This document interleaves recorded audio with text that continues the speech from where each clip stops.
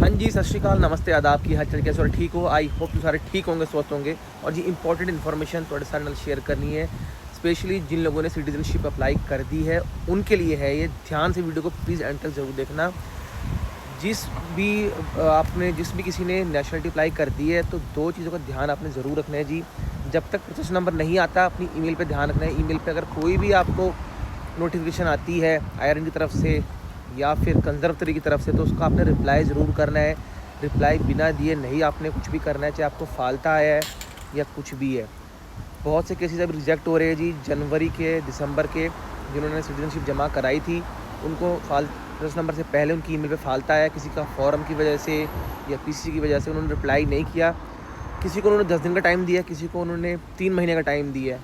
अब अगर आपके फ्रेंड को फॉर एग्जांपल 3 महीने का आया फालता और आपको भी फालता है, तो आप सोचोगे मेरे को भी 3 मंथ का आया है और आप आँख बंद करके पीसी बनाना स्टार्ट कर दोगे। और अगर आपका 10 दिन का टाइम है तो आपका प्रोसेस रिजेक्ट हो जाएगा और वो केस आपका बंद कर देंगे और उस केस में कोई फ़ीस रिफ़ंड नहीं होती है।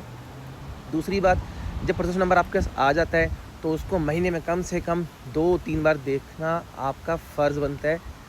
आपने ये नहीं सोचना कि सिर्फ ईमेल ही आएगी। जब प्रोसेस नंबर आपके पास आ गया तो आपने प्रोसेस नंबर भी खोल के ज़रूर देखना है। बहुत लोगों के साथ ऐसा है कि उनको ईमेल नहीं आती, पर उनका जब प्रोसेस खोल देते हैं तो उसमें फालता शो करता है। तो अगर आप हफ्ते में एक बार खोल के देख सकते हो तो बहुत अच्छी बात है, नहीं तो कम से कम 2-3 बार तो महीने में आपको खोल के देखना उसको चाहिए, ये ज़रूरी है।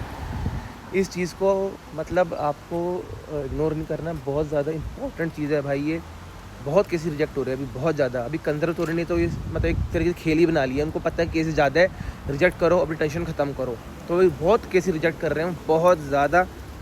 तो प्लीज़ भाई ईमेल्स पे ध्यान रखो। जो आप ईमेल भरवाते हो फॉर्म में, जब आप जमा कराते हो वो ईमेल सही होनी चाहिए, चेक करा करो उसको। या इस पर टेस्ट मेल भेज के पहले चेक करा करो ईमेल चल रही नहीं चल रही।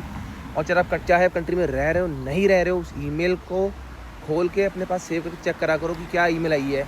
नहीं समझ में आती पूछो किसी से। पर और जब फालता आपको आता है, फॉर एग्जांपल 10 दिन का फालता आया, आपको पता है कि 10 दिन में नहीं बनना, तो उनको रिप्लाई करो कि मेरे पास 10 दिन में फालता नहीं अब कंप्लीट हो पाएगा, मेरे को कम से कम 90 दिन का टाइम चाहिए। वो लोग ओपन करेंगे स्लॉट्स आपके लिए, आपके लिए टाइम बढ़ा देंगे, पर आपको बताना पड़ेगा। अगर रिप्लाई नहीं करोगे तो उनको नहीं पता क्या है क्या नहीं है। चाहे उनको ईमेल करो, लेटर डालो कि प्रूफ करो, कार्रवाई अपने आगे से करनी है। बेटर तो यही होगा।